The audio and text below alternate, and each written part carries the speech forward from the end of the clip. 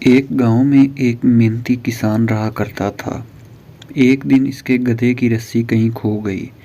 اس نے گدھا باندھنے کے لیے ہمسائے سے رسی مانگی تو ہمسائے نے انکار کرتے ہوئے کہا، ایک ترکیب بتاتا ہوں، عمل کرو تو رسی کی ضرورت نہیں پڑے گی۔ اپنے گدھے کے پاس جا کر بالکل ایسا کرو جیسے رسی کو گردن میں ڈال کر کستے ہو، پھر تھوڑا جھک کر ایسا کرنا جیسے اسے کھونٹی کے ساتھ باندھتے ہو۔ دیکھنا گدھا بغیر کوئی حرکت کیے ویسے ہی کھونٹی کے پاس کھڑا رہے گا۔ کسان نے گدھے کے پاس جا کر ہمسائے کی ترکیب کو آزمایا اور گھر چلا گیا۔ صبح باہر جا کر دیکھا تو گدھا عین اسی جگہ تھا۔ اب کسان نے گدھے کو ہانکنا شروع کیا تاکہ یہ کھیتوں کی جانب لے چلے، لیکن یہاں تو نئی مصیبت کا سامنا کرنا پڑا۔ گدھا اپنی جگہ سے ہلنے کو تیار نہ تھا۔ کسان نے خوب پیٹا، آوازیں نکالیں، ہر حربہ کیا، لیکن گدھا اپنی جگہ سے ہلنے کو تیار نہ تھا۔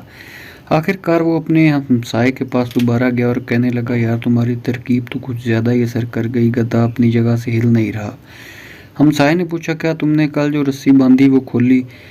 اسی ایکٹنگ کے ساتھ اسے کھولنا بھی تھا۔ کسان نے حیرت سے کہا، کون سی رسی؟ میں نے تو بس رسی باندھنے کی اداکاری کی تھی۔ ہمسائے نے کہا، تیری نظر میں وہاں کوئی رسی نہیں تھی، مگر گدھے کے حساب سے تو رسی بندھی ہوئی ہے نا؟ وہ تو اب بھی ذہنی طور پر قید ہے۔ جب تک تو رسی کھولنے کی ایکٹنگ نہیں کرے گا وہ اپنی جگہ سے نہیں ہلے گا۔ کسان فوراً واپس آیا اور رسی کھولنے کی ایکٹنگ کی۔ اب گدھا بغیر کسی زور زبردستی کے اشاروں پر کھیتوں کی طرف چلنے لگا۔